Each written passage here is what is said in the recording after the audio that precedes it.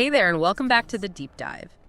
Today, we're going to dive into a track that, let's be honest, probably got stuck in your head at some point. You know the one, whether you knew all the words or not.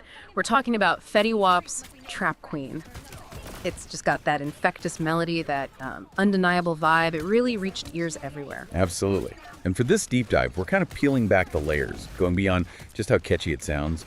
We've looked at sources like the official Dailymotion page, the detailed annotations on Genius Lyrics too. Our mission today, really, it's to figure out the true story, the actual meaning behind the song, and try to understand what made Trap Queen, this very specific story, into such a massive crossover sensation. Okay, yeah, let's start with the origin. So the artist is Fetty Wap, right, from Paterson, New Jersey. And according to that Dailymotion source, he said he was like literally turning my city on fire with my smash single Trap Queen. Yeah. You can really feel that raw energy, can't you? Right from the beginning. Definitely. And understanding his context is, I think, key. Trap Queen, produced by Tony Fad. It dropped March 8th, 2014. Track 1 on his deluxe album. And to really get the setting, we need those genius definitions. A trap, basically. Right, the place where drug deals happen. Exactly. A place where drug deals happen. And a bando. Slang for an abandoned building? Slang for an abandoned building, commonly used for illicit activity.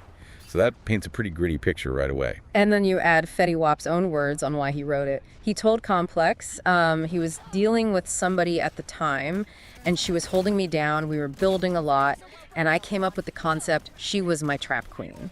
So given those really direct definitions of trap and bando, it's kind of surprising, isn't it, how this very personal, very illicit idea just took off. That's a great point. Yeah, you'd think the setting itself would be a bit of a barrier. But I guess the story, that idea of a partnership, of building something together, it just resonated beyond the specifics. It taps into something almost relatable, even in that really unconventional context. So let's get into those lyrics then, because they really lay out that partnership. Everyone knows the start, right? Hey, what's up? Hello. Classic. But then it gets straight into the business. Married to the money, introduced her to my stove, showed her how to whip it, now she remixing for low. It's pretty explicit. Absolutely, no subtlety there. The lyrics are just describing this couple working together in the drug trade. Plain and simple. Lines like, she my trap queen, let her hit the bando. Or, I be in the kitchen cooking pies with my baby. There's no doubt what they're doing together, Right, and it's about the money, too. Yeah, definitely. Shared financial goals. We be counting up, watch how far the bands go. And that dream of talking matching Lambos. It even gets down to specific pricing. Like at 56 a gram, 100 grams though, super detailed picture of their shared illegal life.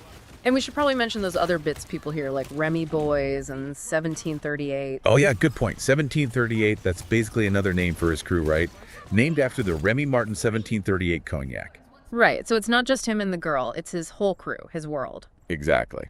Okay, so we've established the lyrics are super clear, very specific about, illegal stuff. And this is where it gets really wild. The song's journey, commercially, it was just huge. Despite all that explicit content, Trap Queen becomes this massive mainstream hit. Climbs all the way to number 2 on the Billboard Hot 100. Incredible, right? And get this, that was nearly a yin after it first came out, which of course led to him signing with Lyer Cohen's 300 Entertainment. Just amazing. Yeah, and what's fascinating there is how many people seem to think it was just a straightforward love song.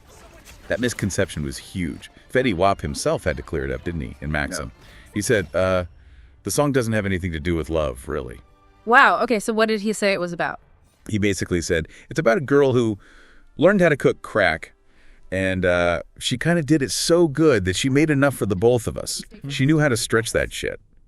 Pretty direct stuff. He even added, it's not like, oh, babe, I love you, let's work for this tick.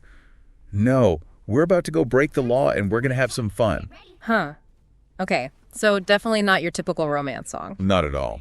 And it's interesting, too, that term trap queen, it wasn't entirely new. Gucci Mane used trap girl way back in 2006. That context from Fetty Wap himself. Wow, it really changes how you hear it, doesn't it? It makes the huge appeal almost harder to understand. I mean, how does a song that direct about drug dealing, even with a killer beat, get so big and get mistaken for a love song? Was there, any backlash about the themes when it blew up?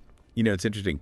The public conversation seemed way more focused on how catchy it was and maybe that loyalty aspect of the story, less on a sort of moral judgment of the drug stuff itself. Yeah. I think the music itself, the melody, the hook, And just the power of that narrative, this ride or die partnership, it kind of overshadowed the gritty details for a lot of listeners, Yeah. which maybe allowed that love song idea to Yeah. stick, Plus, he'd already been putting music out, building that authentic voice. And the cultural footprint is just undeniable, right? If you need more proof, just look at the lists on Genius, songs that sample Trap Queen, songs that interpolate Trap Queen, all the covers, the Like, that's a remixes. huge list. We're talking Migos, Ed Sheeran, Yeah. Halsey, even DJ Earworm mashed it up. It just went everywhere across all kinds of music. Which really brings up a big question, I think. Why? Why did this song, with these super specific, let's be honest, illicit themes, connect so widely with such a mainstream crowd? Was it just the melody being that good? Or something about that story of loyalty? Maybe even the dream of getting rich, even if the way they did it was illegal? What do you think really let it break through like that? That's the million-dollar question, isn't it? For me, maybe it was just the sheer confidence of it, that blend of something so raw and real from his life, but paired with a sound that was just impossible to ignore. It somehow became bigger than its origins. So, wrapping this up, our deep dive into Trap Queen. It shows this incredible journey. Started as this really gritty, authentic story about a partnership in the drug game, straight out of Paterson, New Jersey. But somehow, against all odds, it just exploded. Became this massive chart-topping cultural thing that influenced music all over. Yeah, now if we zoom out for a second, what does it tell us? The fact that a song like Trap Queen got so huge. What does that say about us, about popular culture? About how we engage with stories that mix up illegal stuff with things like loyalty, ambition, making money together. It kind of leaves you wondering, doesn't it? How do certain stories, even really unconventional ones, manage to cut through and resonate so deeply with so many people? Something to think about.